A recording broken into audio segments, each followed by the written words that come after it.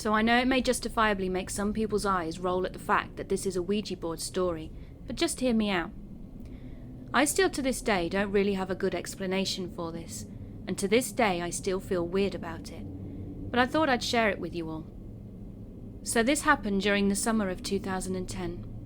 I believe it was the summer between my junior and senior years of high school at the time of writing this, so it's been about 10 years. As most teenagers do in the summer, me and my friends hung out until really late. Most of us were also kind of horror buffs and used to mess about and try to find paranormal things around us. Ironically though, we never really experienced anything at all strange, much to our dismay, until this particular night. It was some time after 12 a.m, and on one of those nights where it doesn't really cool off that much, even after it gets dark. At the time, there were 5 of us who were just hanging out. All of these people's names aren't really necessary though, except for one, and we'll call him Charlie for the sake of his privacy. We decided to head back to one of our houses to relax and hang out. The friends whose house we were going to had said that she had experienced quite a few odd and creepy things happen since she was really young, and after sitting around in her basement attempting to cool off, someone suggested we have a go with a Ouija board.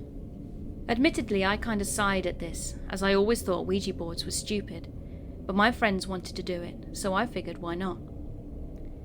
We did the whole setup, turning the lights off and putting a candle in the center of the circle we were sitting in. The basement wasn't entirely dark as there was a small window close to us and light from the street came in from outside. The first few minutes were pretty uneventful. The piece didn't really move at all, and we asked all the basic questions a few times. After about 10 minutes we asked the question of, is there something there? And the piece started slowly moving. During this whole process, Charlie's girlfriend, and myself were the ones holding the piece. I can firmly attest to this day that it didn't feel as though anyone was moving it. It's hard to describe, but it didn't feel like the way it would move if it was one of us sliding it. Then it slid over to yes. We continued on and asked it a few more questions. We asked if it was the spirit of a person one of us knew. Once again the piece slid over to yes. At this point things started to feel a little too real, and we all sort of looked at each other and asked if any of us were screwing around. Everyone denied that they were messing with it, and the tone of seriousness and hint of unease made me think they were telling the truth. We asked several more questions, trying to narrow down who this spirit might be. Not all of them received quick answers or any movement at all, but when we came around to Charlie, he asked if it was a family member of theirs. After he had asked that, it moved to yes, but a little faster than it had done before. If there's something you should know about Charlie, it's that he takes his bond with his family really seriously. He's always been super close to his parents, his siblings, and all his extended family. In all the years I've known him, I don't think I have ever heard him say a single unflattering thing about any of his family members.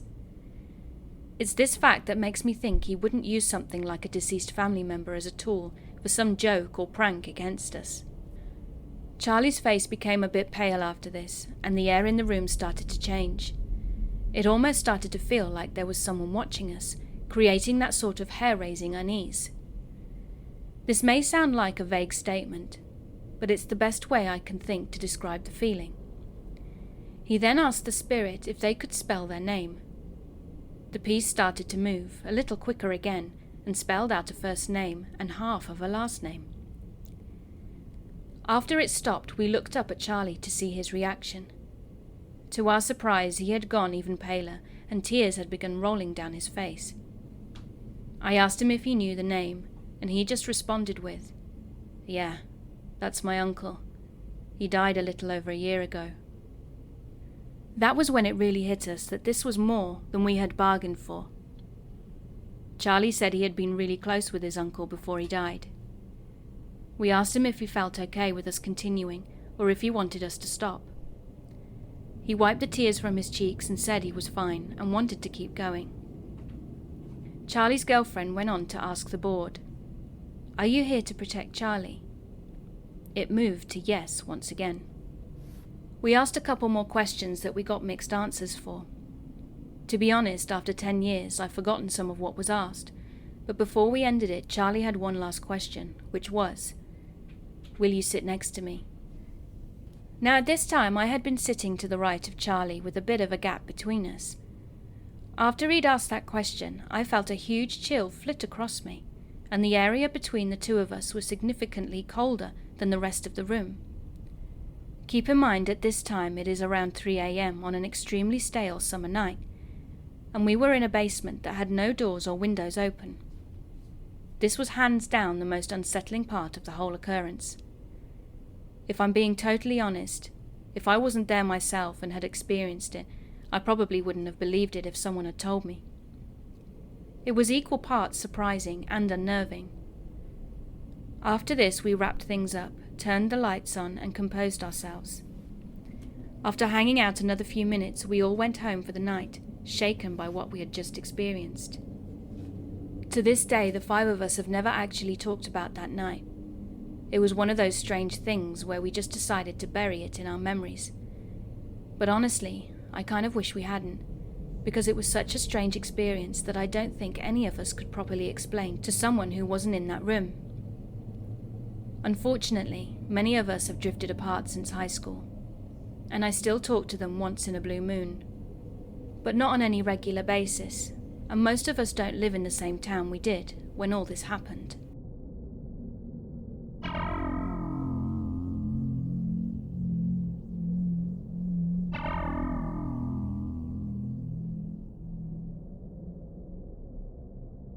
I've always been good friends with one of my cousins, Cole, who's the same age I am. The two of us were, not quite inseparable, but we always did get along very well together, and were often found together, both in school, as we'd always wound up in the same classes throughout elementary school, and outside of it. When we were 12 and in the 6th grade, I was hanging out with Cole on a Friday afternoon around the later part of May, and we were psyched about the start of the weekend. We'd wound up at his house since he didn't live too far from me, and at one point my mum called to say that our grandpa was in the hospital. While the issue with our grandpa wasn't expected to be life-threatening, he was being kept at the hospital overnight for observation, and both my parents and Cole's were planning on staying with him and Grandma at the hospital, since my mum and her sister were the 2 siblings who lived close by. I was told that I was given the okay to stay at Cole's house for the night, with Cole's 15-year-old brother Hunter being in charge while our parents were out. This was fine by us. I got along well enough with Hunter, and he was never the bossy older brother cousin that some of my other friends said they had to put up with. We ordered out for pizza and enjoyed goofing off as boys that age tend to do. At around 9 or so, there was a knock at the front door, and Cole went to answer it. I was a bit curious as to who it could be at that time of the night, and so I watched from a ways back. At the door were 2 older guys. They said they were with the city, and that they were investigating reports about the water pressure supposedly being bad in the neighborhood. They asked Cole if his parents were home, and when Cole said they were unavailable at that moment, which we were told to say to strangers if our parents went home, the guys started asking a bunch of questions about how the water pressure was in the house, and if they could come inside to check. Hunter came over at that point and politely told the guys that the water pressure was fine, and perhaps they should move on to check on other homes in the neighborhood. The guys seemed reluctant to leave, but turned and walked away after Hunter started closing the door. After the door was shut, we looked at each other and shrugged, but didn't think too much of it after that, and went back to goofing off. Eventually we decided to go to bed. Cole and Hunter shared a bedroom, and we all agreed that I'd sleep in there with them, rather than me hitting the sack on the couch or something like that, so that we could talk while we fell asleep, and Hunter grabbed a sleeping bag out of their camping supplies for me. When we got into their bedroom, they stripped down to their briefs, and I remember Cole had mentioned to me once a while back that they had started sleeping in just their underwear. Since I hadn't originally planned on staying the night, I hadn't brought anything with me from home as far as overnight stuff, but since I wasn't in the mood to sleep in my clothes, I stripped down to my briefs as well, though I felt a bit embarrassed, even though we were all guys there and I knew they wouldn't say anything or be judgmental. They climbed into their beds and I quickly crawled into the sleeping bag.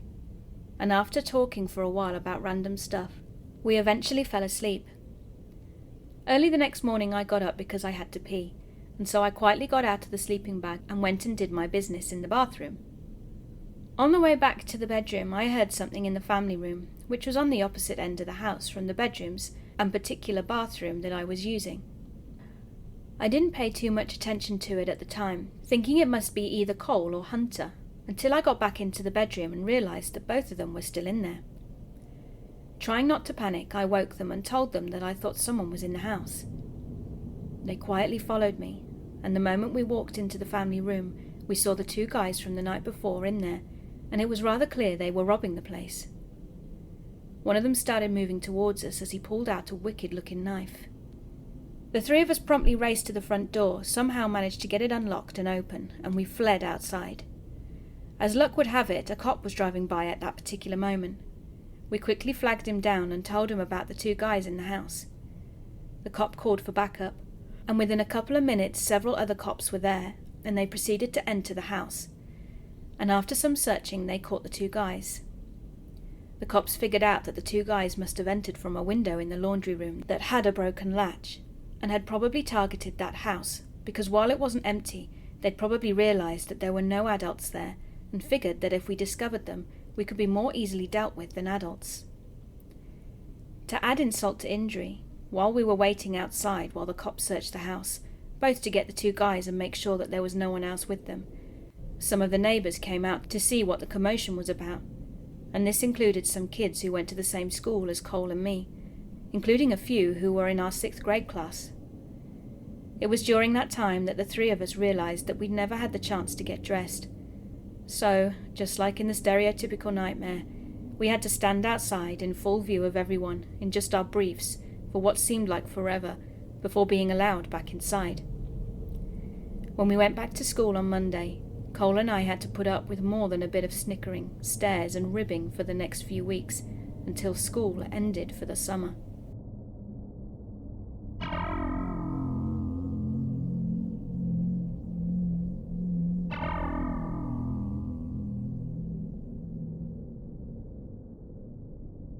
Now this was some years ago when I was 16. I'm in my early 20s now, and I live in Egypt. Our manner of transportation here includes microbuses and minivans, which have about 3 seats in the front, 3 in the back, and the driver's seat. This particular day I was coming back from my high school, and my father had asked me earlier that to get a specific type of bread from a supermarket that was 20 minutes away. It was Ramadan around noon, and I was fasting and thirsty, so I thought I might as well get a ride back home.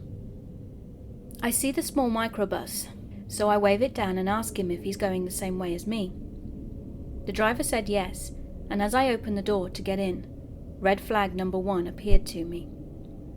The other passengers in the vehicle were seated in a very specific way. I'll try to describe it to you. In the back seat there was a guy on the left and a guy on the right, leaving a seat in the middle. In the front there was one guy sitting on the left, and that left the middle back seat and middle right front seat, which is liftable, so you can get access to the back. The second red flag, if I remember correctly, was that they were all trying to avoid looking at me or making eye contact, but not in a nonchalant way. It was done on purpose. The third red flag was when I greeted them with "As-salamu alaikum," which is a very common custom here. When you are greeted with this, the reply is "Wa alaikum as-salam," and they all did this, and in sync. My gut feeling at this point was telling me to run the hell away, but I also thought I was just being a coward. It's noon in broad daylight, and I was a kid. I didn't want to be judged or want to inconvenience the driver, so I took a deep breath and jumped into the back and took the middle seat between the 2 strangers. The car took off and I started to get out some money ready to pay the driver. I asked him how much it was going to be when I noticed that he didn't stop where I'd asked him to. I started to explain to him that he was going the wrong way. Then I was interrupted by the front seat getting dropped down by the dude in front. The guy then sat on it backwards to look at me. Another guy on my right drew a gun and cocked it while the other one on the left had his pocket knife on my hip. I started to panic and began to say weird things. Usually in these kinds of situations you'd say things like, "Please don't harm me," etc. But I was just getting everything out of my pocket to give them. All I had was an old Nokia phone with a barely working screen and £13, which doesn't sound like much, but it can get you a day's breakfast and a lot of bread. The guy in the front nodded at me as I handed over the phone, and I asked him if I could have back the SIM card, which he returned to me. He then gave the phone to the driver, who laughed at me and said something like, "Lucky son of a bitch." Now this is where things took a turn for the funny. But obviously it wasn't at the time, as I had a gun and a knife at my hips. When the guy on the left saw how little money I had, he gave it back to me, and when I asked the front guy if I could have the bread that I had bought, I have no idea why I asked him, as my father would have killed me if I'd returned home without it. When they made sure I had nothing else, they opened the door for me, and the guy with the gun on my right told me to wait up, then asked me where my wallet was. Now I don't carry a wallet, but I'd forgotten this fact and started looking for one in my back pocket. Obviously I didn't find it, so I told him that the other guy must have taken it. They got into a fight, with the first guy yelling at the other one, saying, "Did you snatch the wallet for yourself, you fucking bastard?" When I'd finally got out the vehicle, the guy with the gun said, "If you look at our car, I'll shoot you."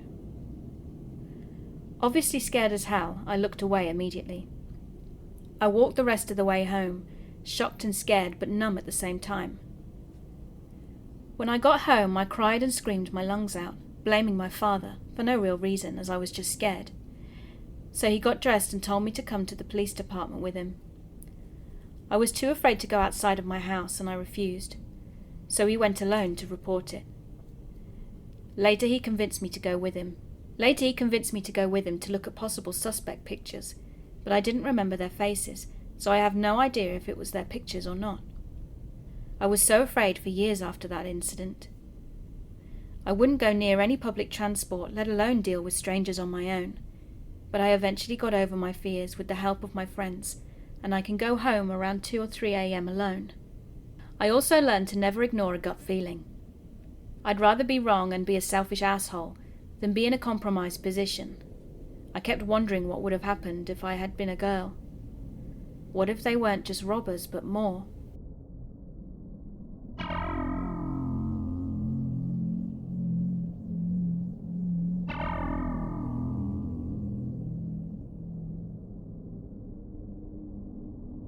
When I was younger, every year for Christmas I would drive upstate to my aunt's house, along a stretch of highway. I cannot for the life of me remember the name of this road. All I know is that it runs nearby Akron, New York at some point. However, most of the drive is through rural areas with little to no towns nearby. So it was the dead of night, and my groggy self had gotten off a long shift. I had to then drag my ass to my aunt's house since my extended family was expecting me the following morning. Near halfway through the drive, I realized I was low on gas, which really irritated me. My brother told me he had filled it up the day before, so he'd either forgotten or was straight up lying. I saw an archaic-looking sign for a gas station off the next road. It wasn't an official road sign, it was literally just a pole with a slab of metal attached to it, with gas off next exit, painted on it, or something along those lines. It seemed a little sketchy, but people do the same thing with fruit stands on highways, so whatever. I had pulled off the next exit onto some dilapidated country road and through some dense woods. The whole thing was creepy as hell and really surreal.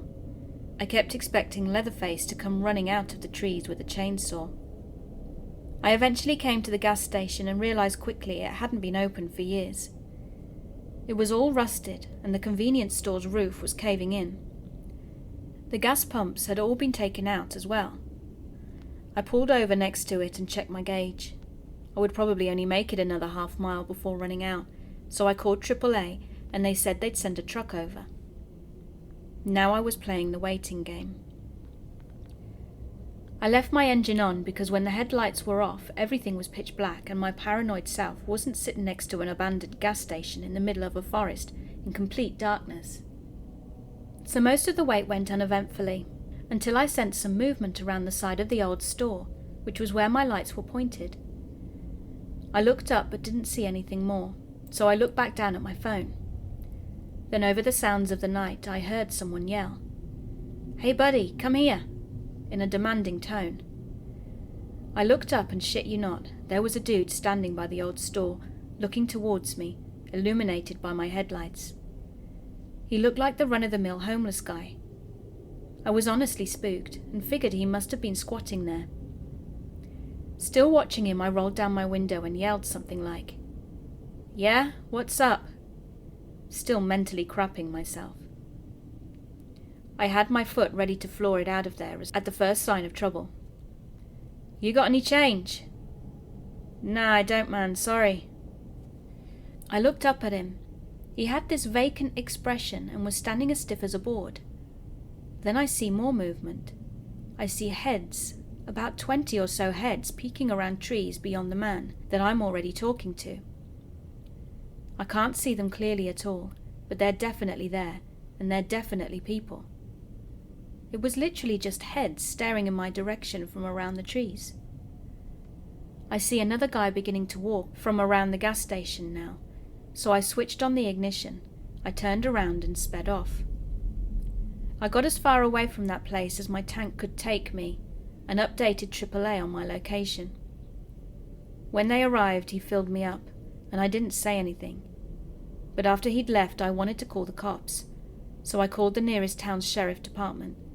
They said they'd send a trooper over, and I gave them the location.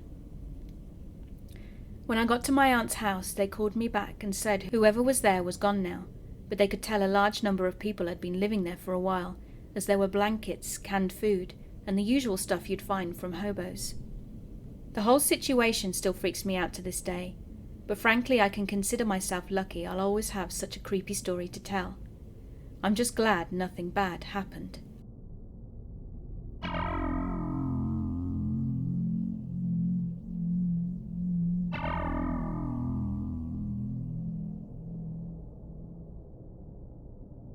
To start off, I live in a little city in SoCal with my roommate, who happens to be my cousin. During this coronavirus pandemic, however, I've been staying with my parents who live in a very small town in the north. Because of my time in SoCal, I really do not like staying in NorCal, and I would rather live back in my apartment. The reason why I haven't done it is because my parents might think I'll get lonely there, since everything is closed down, and my roommate isn't there either, as he's also with his parents.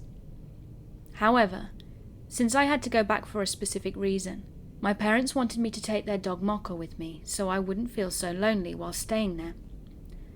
I loved her so much I didn't mind one bit. Mocha is a small Pomchi dog that loves to play around me and is usually by my side most of the time.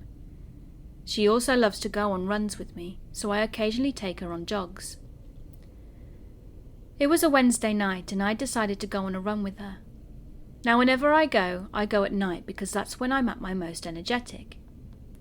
And every time I did this, I never had any problems or types of encounters or occurrences. I put Mocha on her leash and off we went. About 20 minutes into our run, I was passing through this creek that had a park next to it and a bunch of trees surrounding it. There were also houses to the other side. The trail was pretty narrow and the street lamps were pretty dim, but bright enough to see up ahead. As I'm running with music playing, I felt the leash being tugged by Mocha. This is usually the sign that she wants to go to the bathroom, so I stopped and let her do her thing. But when I turned around and spotted her, she was in the alert stance, looking straight behind from where we had just come from. I just assumed that she'd heard a squirrel or any other small animal. I was tugging at her leash and telling her to come along as there is nothing there, but she didn't listen at first. She just kept looking behind us. It took me about 4 to 5 tugs before she finally came to me. I resumed playing my music and we both went on our way. I was almost out of the creek when I would then meet a narrow sidewalk that was straight ahead. Probably about a minute or two later, Mocha tugged the leash once again and became alert to something behind us. She barked aggressively and started growling. I stopped abruptly and was frantically looking all around us. I was starting to freak out now because the trail had a couple of turns and curves. Something was most likely following us. My first guess was that it was a lost dog, which was an unsettling thought, because Mocha was tiny. If it was a big dog, it could have easily overpowered her. As I was looking around the dimly lit area, for a split second I got a glimpse of a black humanoid figure about 15 yards away from me, right behind a bush next to a tree. I immediately turned my eyes into the opposite direction, pretending I hadn't seen him, but boy was my heart pounding. I didn't see any features or his face, just the outline of his upper body. I wasn't carrying any weapons with me as self-defense, so if this guy was following me, the best thing to do would be to run off without him trying to catch me. I tried to act cool and told Mocha to come. The trail was coming to an end, and I just had to make one turn, then it would be straight sidewalk that would go on for about 300 to 400 yards. There were fences on both sides of the sidewalk, so all we could do was keep running. The running became a jog right as we turned the corner. I made sure that we were out of view of whatever this person was, then we went into a full sprint as quietly as we could. All I did was to make sure to just keep on running. I kept looking behind me to see if I was really being followed, and about 70 yards away, I could see a person coming into view. He suddenly went into full sprint, as fast as he could towards me. I started running as fast as I could, and I don't think I've ever run so fast in my life. Looking back, I'm amazed on how fast I did run. Mocha was keeping up with me too. About 100 yards later, I looked back, and this guy was still running after me. He had on a dark hoodie, sweatpants, and appeared to be about 6 feet tall. He was still the same distance away from us, which meant that he was pretty fast as well. The sidewalk was going to end in about 100 yards, and it leads to a neighborhood where I can lose him. I was becoming out of breath, and my adrenaline was beginning to die down, but I kept sprinting, hoping I wouldn't get tired too quickly. The 100 yards of sidewalk was up, and I'd finally made it to the neighborhood, completely out of breath. Now this neighborhood was pretty open, so if I were to keep running, the guy could have spotted me right away. And at the pace he was running, it didn't seem like a good idea. My best solution was to hide. I went straight to a random house and jumped over to their backyard, where I would be kept hidden behind the fence. I basically threw myself and Mocha over. We were both panting, but I tried to keep quiet as possible when I heard footsteps passing by. The guy had finished the trail and was now in the neighborhood. He'd stopped running and I could hear him panting. I was hearing him mutter to himself too, as he was out of breath. He kept saying, "Fuck. What the fuck?" I was holding Mocha, scratching her so she wouldn't bark or growl. About 5 minutes later I heard footsteps walking away, then slowly fading. I waited about 10 minutes, staying in complete silence, to be sure he wasn't close by. Then I peeked my head around the fence to see we were all alone now. I grabbed Mocha and went in the opposite direction from where I'd heard the guy go. Even though I was tired, I tried to jog so we could get home sooner. I kept looking around me as I was very paranoid that the guy would be there somewhere, but we made it back home with no problem, and I gotta thank Mocha for pretty much telling me that someone was behind us, stalking us. I don't know how long he'd been following us, or what he was planning on doing. I just hope he didn't get a clear glimpse of my face, because I don't want to run into him again.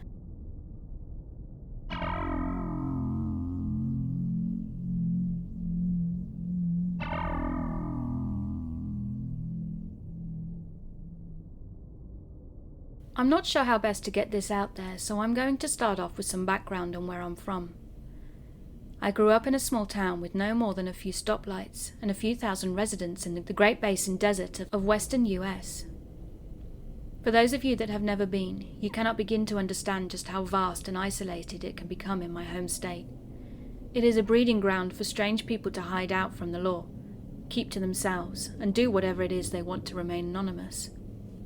As someone who frequently spends days exploring isolated, vast stretches of desert, hours away from cell service in some cases, I unfortunately have a few stories where I was held at gunpoint or thought I was going to be taken. But those stories are for another time. This is my earliest encounter with someone I wish I had never met. The valley where this story takes place is one where they found a family murdered, just a few months prior to my encounter. I didn't know this at the time, and while probably not connected, it gives you a vibe of what happens in the desert.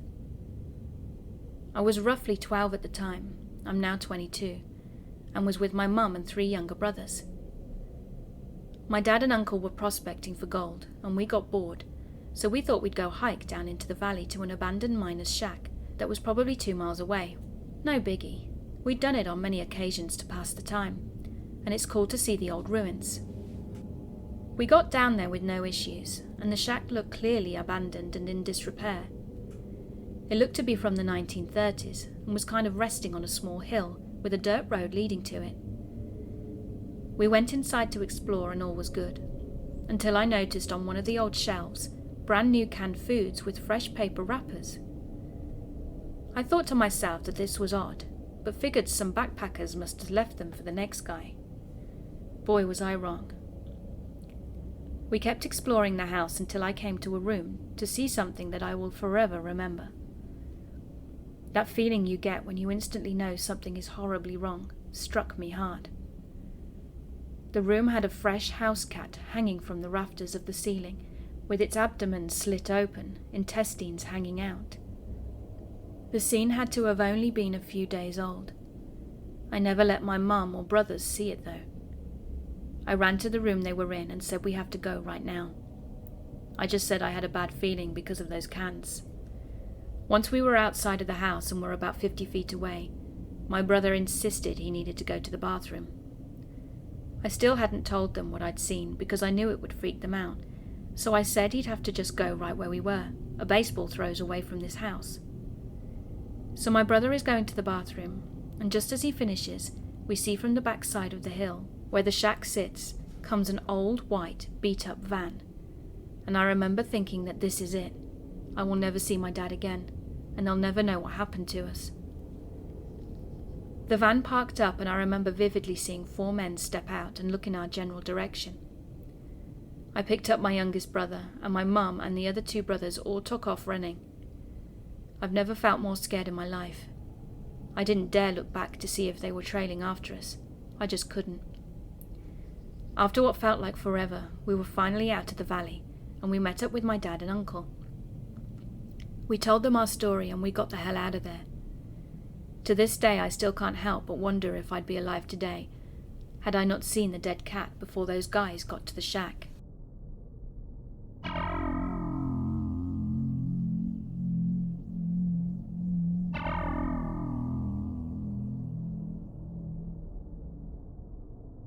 I haven't thought about this in years, and I don't know what made me remember this repressed memory of mine, but here we go. As a 15-year-old girl who wasn't the shiniest coin in the jar, I very much craved the attention of guys, but I didn't date at all until I went to college. No guy at my school really showed any interest in me, and the ones that I thought might never made a move either. So I found the Whisper app. On this app you can anonymously post your thoughts and feelings where basically anyone around the world can see, as well as people who were only a couple of miles away. In fact, there's a separate tab to look at whispers from your area. You can heart people's posts, reply to them, or directly chat with that person. You can choose what info about yourself is available to be seen when someone decides to direct messages at you, such as age and gender, so I chose not to make that information public. On this particular occasion, I don't remember what I'd posted, but someone DM'd me. Their info didn't say much either, besides their gender. I was obviously very naive and assumed that it was a guy my age who wanted to talk to me because of the words he chose and how his messages were written made him seem younger. He asked some questions about me, like how old I was, my interests and what I did for work, etc. I answered them all honestly. Then he also asked to see a picture of me, so I sent him one. He told me how beautiful I was and how I was out of his league. He would dodge questions about himself and would say that he was boring and that he just wanted to talk about me. I eventually managed to get him to send a picture of himself, and you guessed it. He was a man in his mid-40s. I was surprised he sent an honest picture of himself, and at this point I very understandably freaked out. He then started asking if he could take me out to dinner, but I stopped talking to him at this point. But he persisted and said stuff like, "I'll take you somewhere really nice. I'll throw in a massage." I figured out how you could block people, so that's exactly what I did, and I didn't really think much of it after that. I basically forgot about the whole interaction after I'd fallen asleep that night. A couple of weeks later, I was at work and it was slammed. The checkout line was starting to wrap around the small store I worked at. There was only one line, but 2 checkout registers at the counter. I had just finished checking out a large order, and I kinda just looked up to see how bad the line still was, and if it seemed like it was going to calm down any time soon. And that's when I made eye contact with a familiar face. I couldn't quite place it at first. Then the man smiled and silently mouthed, "Hi, OP." The image he sent me in the chat immediately flashed in my mind, and I felt my stomach drop and heart race. I was fucking terrified, and really didn't want to check this guy out. From that moment, I made sure to check people a lot slower than I normally would. My coworker checked him out, but I could feel him staring at me.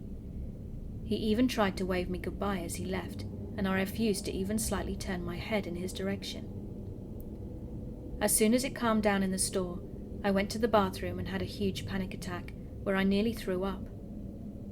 When my mum came to pick me up from work, I very closely watched the side mirror to make sure we weren't being followed by anyone. After that day, I stopped answering DMs if it wasn't someone who wanted to have an actual conversation about something I posted. Long story short, monitor your child's online activity. They may hate you for it at the time, but trust me, they need supervision.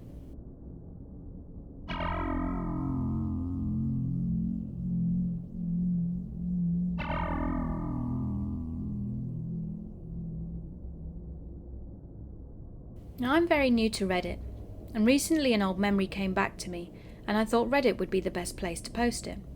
Maybe to find more people who have had a similar experience, or to find someone who will at least believe me. Before I start, there are some things you should know. First of all, my town's history. I live in the Netherlands, more specifically a small town next to Arnhem. During World War II, Arnhem had become the centre stage of Operation Market Garden. Arnhem was vital for the Germans. If the Allied forces held the bridge at Arnhem, the war could have ended with defeat for the Germans in the fall of 1944. In the towns around Arnhem, the Germans were holed up, resting and keeping an eye on Arnhem. The idea of the British was to bomb the Germans out of the surrounding towns, and during these bombings, many German and civilian lives were lost. At the end of the war, almost my entire hometown was wiped out. Many soldiers, both British and German, were killed in the farm fields around the town during a firefight. Now, a short layout of the first floor of my building. The stairs going down are almost directly outside my old bedroom door, and across the hallway is the bathroom, which lines up perfectly with my bedroom. Also, my bedroom door has a window which is blurred, and because of this you can only see the outline of someone's head if they stand outside the door and the bathroom lights are on. Now, what happened? I was maybe 4 or 5 years old, and I think it must have been about 4 a.m. I was laying in bed looking at the ceiling, and at some point I could hear these footsteps moving around downstairs. They weren't quiet either. It sounded like boots on our tile floor.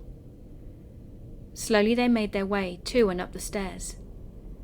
I turned my head now facing my door, and I can't remember feeling fear, but I did feel uneasy. The footsteps continued and were mixed by the sound of a metal canister clanking with each step until they reached the top of the stairs and stopped in front of my door.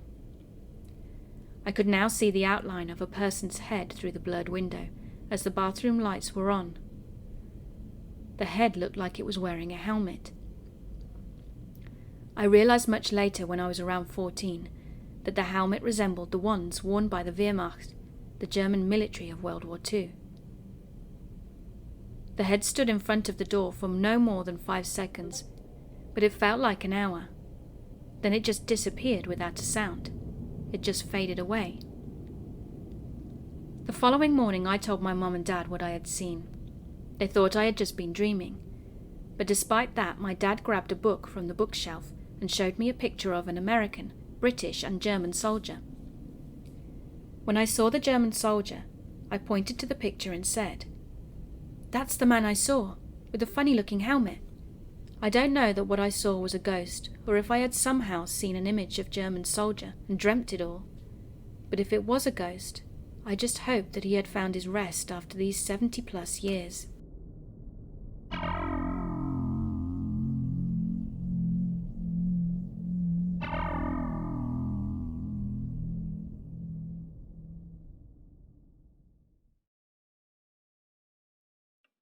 Hey fearsome friends, thanks for listening.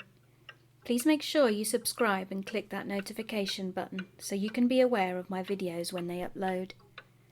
If you have a story that you'd like to hear me record, then please send it to my subreddit rmissfearsome83, or alternatively email me at missfearsome83@hotmail.com.